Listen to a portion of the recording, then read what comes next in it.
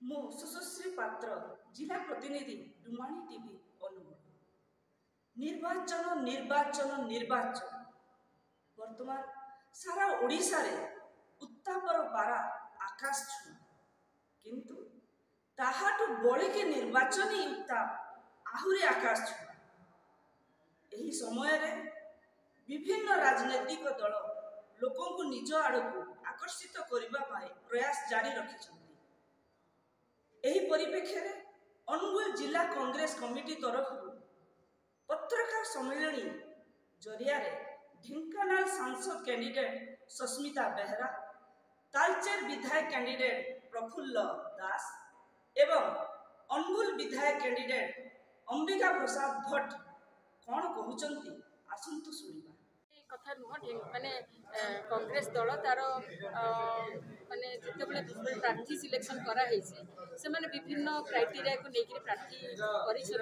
तेनु मु निश्चित भाव धन्यवाद देबी सोनिया गांधी जी को, आमर एआईसीसी रो सभापति श्री मल्लिकार्जुन खड़गे को, राहुल गांधी को एवं शरद पट्टनायक एवं आमर प्रभारी अजय कुमार जी को से माने गोटे महिला को प्रार्थी करिसथि ढेंकानाल भली गोटे गुरुत्वपूर्ण संसदीय क्षेत्र में।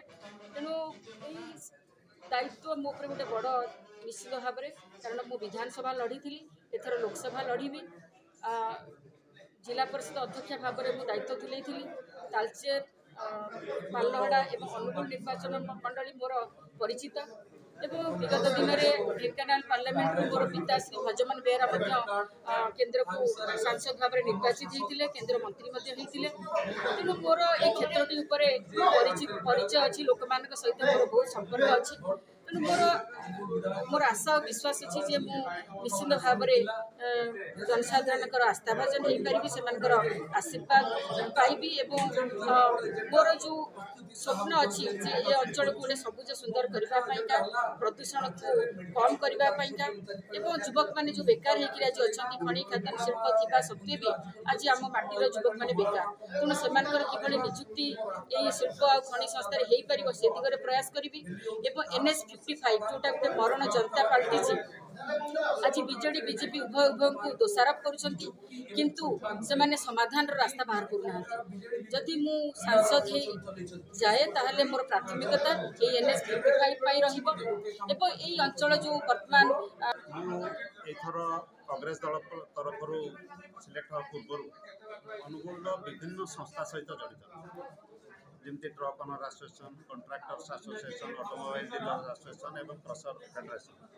तेणु अनुगुल जनसाधारण मोर काम कर शैली एवं नेतृत्व विषय जानते मुझे कथा कहि दीर्घ 20 वर्ष है आमर जो विधायक अच्छा मझे मंत्री भी थे नेतृत्वर अभाव अच्छे।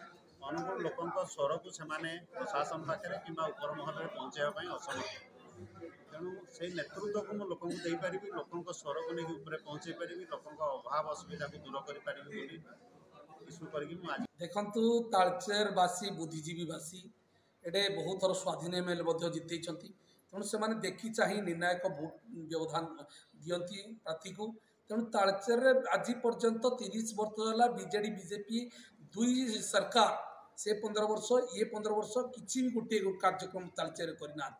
तालचेर ना मेडिकल कॉलेज कर ना भिंगला माँ को मंदिर कर ना रास्ता घाटर समस्या कर ना निजुक्तिर समस्या कर ना विस्थापित समस्या कर सब मुद्दा गुड़क तालचेर रे बड़ मुद्दा ये रही 30 वर्ष है तालचेरवासी जमीबाड़ी हरई ब्रिटिश शासन पर बीजेडी बीजेपी लुटी चली कौन सी गोटे दाबी आपत्ति से संपूर्ण हो पारनी। विस्थापित लोकों को थैथान करा जाउनी, स्थानीय लोकों को कंपानी रे भी निजुक्ति दि जाऊ नहीं। मेडिकल कॉलेज जो है आज पर्यंत 10 वर्ष है आज पर्यंत चली पार नहीं। तालचेर लोक रोगक्रांत देती बीजेडी बीजेपी कौन ना दूषित पानी नाल्को NTPC रु दूषित धूली धुआं दूषित पानी जा तालचेरवासी को रोगक्रांत पकई।